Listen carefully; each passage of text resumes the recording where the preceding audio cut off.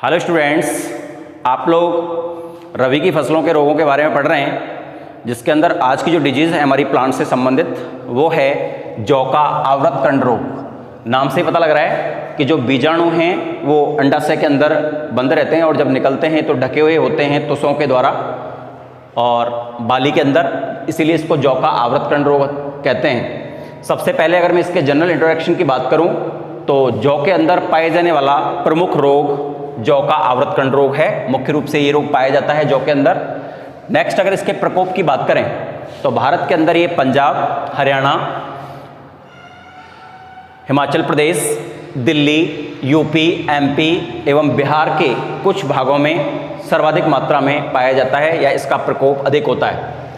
इसको हम कान्ही, बंद कंडवा या ढका हुआ कंडवा आदि नामों से भी जानते हैं। दोबारा बता देता हूँ, जौ के आवृत कंड रोग के कुछ अन्य नाम भी हैं, जैसे इसे अलग अलग स्थानों पर इन नामों से भी जाना जाता है, जैसे कान्ही, बंद कंडवा, ढका हुआ कंडवा। फसल में लगभग 25% तक हानि इस रोग के कारण हो सकती है।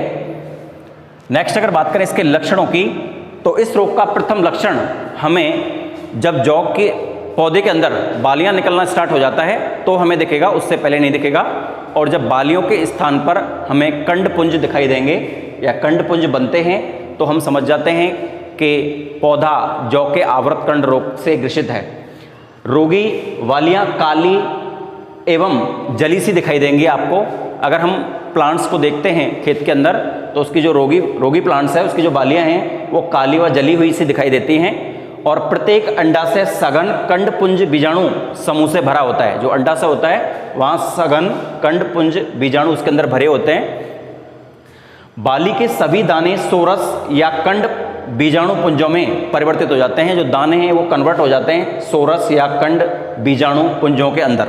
ये कंडपुंज पतली झिल्ली एवं तुषों के अवशेष से ढके रहते हैं। इस तरह से जैसे सपोज करो ये तुष है, ये जौ का तुष है, तो इसके अंदर ये कंडपुंज भरे हुए हैं अंडाशय के अंदर, और जैसे ये फटेंगे तो ये इसके अंदर ही रहेंगे, बाहर नहीं फैलेंगे।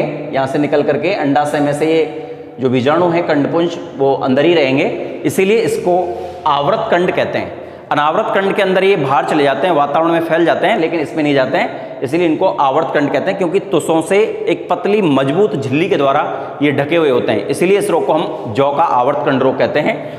अगर इस रोग के रोगजनक की बात करूं तो रोगजनक होता है अस्टिलेगो हॉर्डाई।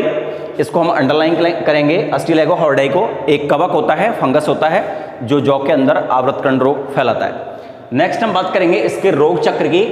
इसमें मैंने रोग चक्र भी आपको एक्सप्लेन करा है कि अगर एक बार हम खेती करते हैं जौ की और दोबारा करते हैं तो दूसरी वाली खेती के अंदर वो जौ के अंदर ये रोग किस तरह से फैलता है, यानी क्या रीज़न है इसका कि नेक्स्ट जनरेशन के अंदर भी ये रोग जाता है।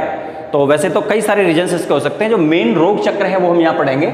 सबसे पहले अगर हम स्वस्थ बीजों के साथ कंडयुक्त बीजों को बोएंगे, अगर हम स्वस्थ बीजों के साथ कंडयुक्त बीज हैं रह जाते हैं उसके अंदर, अगर उनको हम स्वस्थ बीजों के साथ बोते हैं तो ये रोग स्वस्थ बीजों को संक्रमित कर देता है या स्वस्थ पौधों को भी संक्रमित कर देता है। इसीलिए इसको बाह्य बीजोड़ रोग कहते हैं। ये एक स्पेसिफिक वर्ड है इसके लिए, बाह्य बीजोड़ रोग के नाम से भी इसको हम जानते हैं। सबसे पहले ये किस तरह से इन्फेक्टेड करेगा प्लांट्स को, उसके बारे में अगर अपन देखें तो सबसे पहले कंड बीजाणु अंकुरित हो जाएंगे और 4 कोशिकीय प्राक कवक तंतु बना लेंगे। सबसे पहले क्या होगा, जो कंड बीजाणु उसके अंदर है, स्वस्थ जो रोगी बीज है उसके अंदर है, तो वो अंकुरित होगा सबसे पहले और 4 कोशिकीय प्राक कवक तंतु बना लेगा। यानी सबसे पहले कवक बनना स्टार्ट कैसे हुआ, इन्फेक्टेड कवक के द्वारा हो रहा है अस्टिलेगो हॉर्डाई, तो ये सबसे पहले बनना कैसे स्टार्ट होगा, तो सबसे पहले बनेगा प्राक कवक तंतु। इस तरह से ये प्राक कवक तंतु बनेगा, जिसको हम प्रोवेसिडियम भी कहते हैं। एक पर्टिकुलर वर्ड है साइंटिफिक प्राक कवक तंतु के लिए, जिसे हम प्रोवेसिडियम भी कहते हैं, को उत्पन्न करता है ये। और बीज के अंकुरण से जनन नलिका निकलती है। जैसे ही बीज का अंकुरण होगा तो इसके अंदर एक जनन नलिका निकलेगी जो द्विकेंद्रकीय संक्रमण सूत्र बनाती है। ये द्विकेंद्रकीय संक्रमण सूत्र क्यों बनाती है, क्योंकि ये विपरीत दिशा के अंदर अट्रैक्ट होते हैं, विपरीत बीजाणु के द्वारा अट्रैक्ट होते हैं, इसीलिए द्विकेंद्रकीय संक्रमण सूत्र बनाते हैं। इसके बाद प्रांकुर को संक्रमित, सबसे पहले जैसे ये द्विकेंद्रकीय संक्रमण सूत्र बनेगा, तो ये जैसे ही जौ का पौधा अंकुरित होगा तो उसका जो प्रांकुर निकलेगा उसको इन्फेक्टेड करेगा। ये जैसे ही केंद्रीय संक्रमण सूत्र बनेगा तो ये किसको इन्फेक्टेड करेगा? प्रांकुर को। प्रांकुर कहते हैं फर्स्ट स्टेज जो प्लांट्स में निकलेगी, यानी छोटा प्लांट्स होता है उसको इन्फेक्टेड करेगा। और जैसे जैसे प्रांकुर बड़ा होता जाएगा उसके साथ साथ ये वृद्धि करता हो जाएगा, उसके साथ साथ ये भी बढ़ता जाएगा और एटलीस्ट लास्ट के अंदर अंडाशय में जाकर के शाखित हो जाएगा ये, तथा प्रत्येक खंड जो होगा इसका वो एक कंड बीजाणु में परिवर्तित हो जाएगा और इस तरह से ये नेक्स्ट प्लांट को भी इन्फेक्टेड करेगा। वो पड़े रहेंगे कंड बीजाणु और जब अपन नेक्स्ट खेती करेंगे और उसके अंदर संक्रमित बीज होंगे तो ये नेक्स्ट उसको भी संक्रमित करेगा।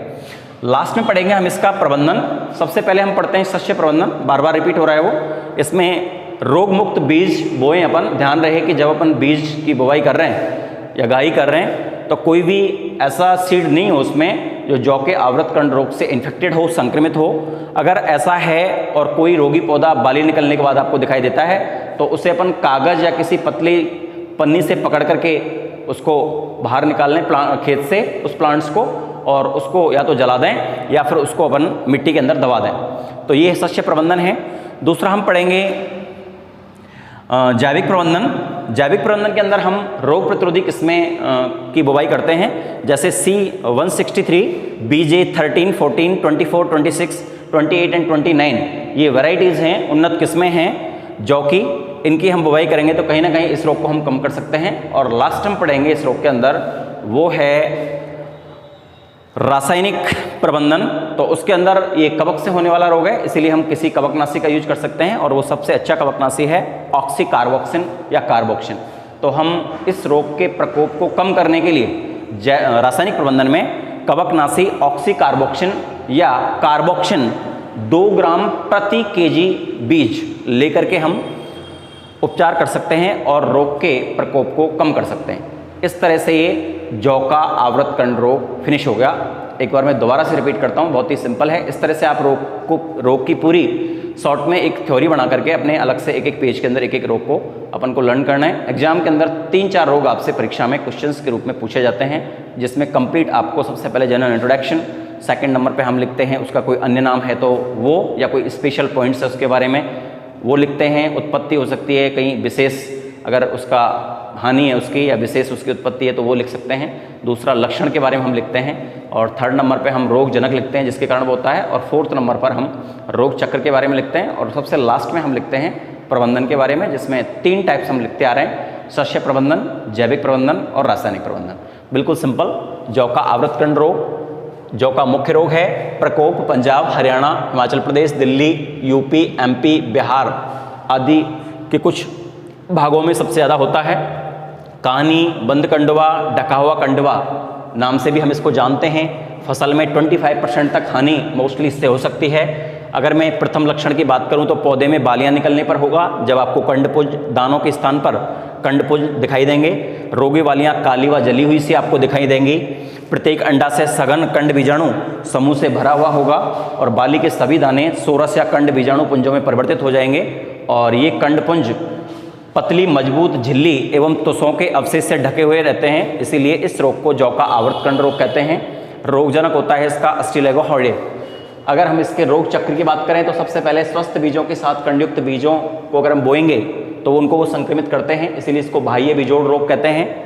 कंड बीजाणु है वो अंकुरित होगा और 4 कोशिकीय प्राककवक तंतु जिसे हम प्रोवेशिडियम कहते हैं उसको उत्पन्न करेगा और बीज के अंकुरण से जनन नलिका निकलेगी जो द्विकेंद्रकीय संक्रमण सूत्र बनाएगी और ये द्विकेंद्रकीय संक्रमण सूत्र प्रांकुर को संक्रमित करेगा और प्रांकुर के साथ साथ ये ऊपर की तरफ वृद्धि करता हुआ बढ़ता जाएगा और लास्ट में अंडाशय में जाकर के शाखित हो जाएगा तथा प्रत्येक खंड एक कंड बीजाणु में परिवर्तित हो जाएगा, जिससे ये रोग नेक्स्ट जनरेशन के अंदर भी फैलाएगा और प्लांट्स को इन्फेक्टेड करेगा। प्रबंधन की अगर बात करें तो अपन रोग मुक्त बीज बोएं या घाई करें, रोग मुक्त या बुवाई करें और पौधे उखाड़ कर, रोगी पौधे हैं उनको उखाड़ करके जला दें या मिट्टी के अंदर उनको दबा दें।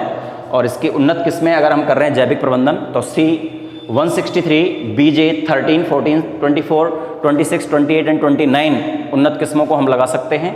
और अगर हमें इसका रासायनिक प्रबंधन करना चाहता हूं तो हम कवकनाशी ऑक्सी कार्बोक्सिन या कार्बोक्सिन 2 ग्राम प्रति केजी बीज के हिसाब से हम बीजों को उपचारित कर सकते हैं और इस रोग के प्रकोप को कम कर सकते हैं। डियर स्टूडेंट्स, इस तरह से आपको रोगों को, जिस तरह से पॉइंट्स आपको बताए गए हैं वो स्पेसिफिक चीज़ है किसी भी रोग के डिस्क्रिप्शन के लिए, उसको एक्सप्लेन करने के लिए वो चीज़ इंपॉर्टेंट है। तो सबसे पहले तो अपन सिस्टमेटिक तरीके से रोग को याद रखें। सबसे पहले रोग का नाम, मैं बार बार बताता रहा हूँ इस चीज़ को, ये चीज़ अगर सीखेंगे तो इसी वे में टू द पॉइंट्स एक सिस्टमेटिक तरीके से general introduction and then characters and then pathogens रोगजनक एंड देन डिजीज साइकिल या रोग चक्र एंड देन मैनेजमेंट।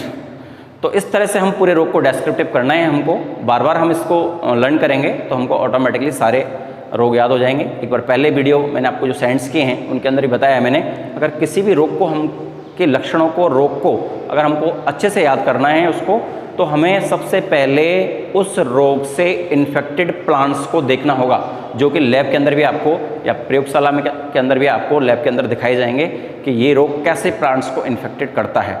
अगर आपने इन्फेक्टेड प्लांट्स को देख रखा है तो आप अच्छे से उसको एक्सप्लेन कर सकते हैं। And it's all for today. Thank you so much.